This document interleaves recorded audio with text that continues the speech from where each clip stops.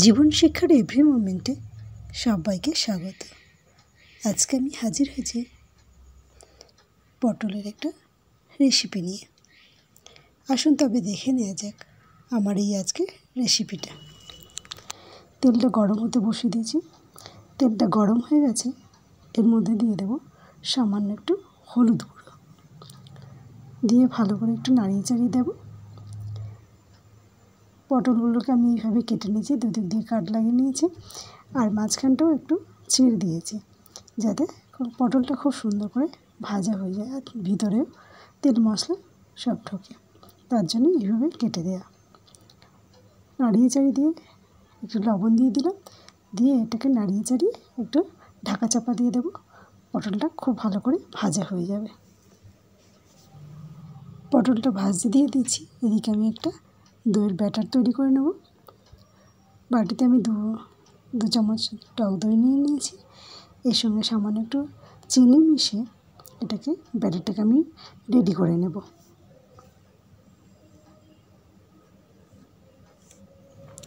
সবকটা পটল আমার ভাজা হয়ে গেছে। এখানে পটল ভাজি তেলের মধ্যেই আমি রেসিপিটা করব।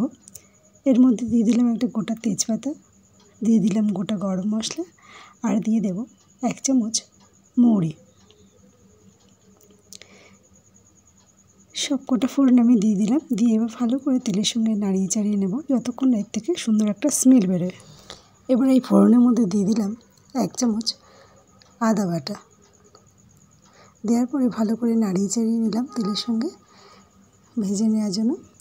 এবার এর মধ্যে দিয়ে দেব 1 চামচ হলুদ গুঁড়ো,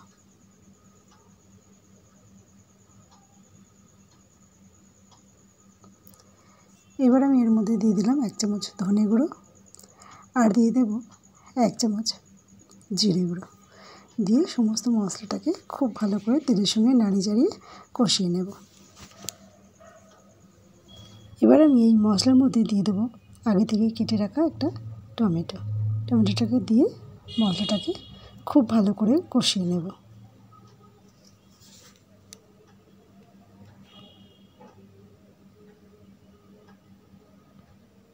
এবার আমি এর মধ্যে দিয়ে দেব স্বাদ অনুযায়ী লবণটা দিয়েও ভালো করে নাড়িয়ে চাড়িয়ে নেব।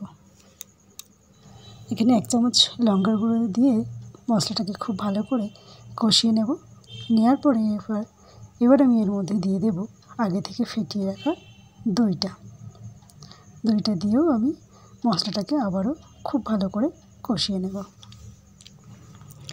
মশলাটা ভালো করে কষানো হয়ে গেছে। এবার এর মধ্যে আমি পরিমাণ মতো জল দিয়ে দিলাম, দিয়ে একটু ভালো করে নাড়িয়ে চাড়িয়ে দেব, দিয়ে ফুটে ওঠা পর্যন্ত করে অপেক্ষা করব যতক্ষণ না ফুটে উঠছে।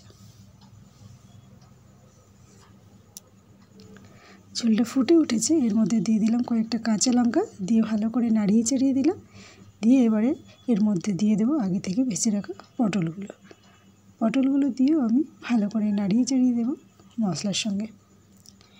আমার চ্যানেলে নতুন বন্ধু হয়ে থাকলে চ্যানেলটা সাবস্ক্রাইব করে নেওয়ার অনুরোধ রইল। পাশে থাকা বেল আইকনটিকে প্রেস করে দিয়ে অল করে রাখবেন, তাহলে আমার চ্যানেলে যখনই নতুন নতুন কোনো রেসিপি ছাড়বো সবার আগে আপনাদের কাছে পৌঁছে যাবে। দেখুন নাড়িয়ে চাড়িয়ে দিলাম, দিয়ে এবার এটাকে কিছুক্ষণ ফুটিয়ে নেব।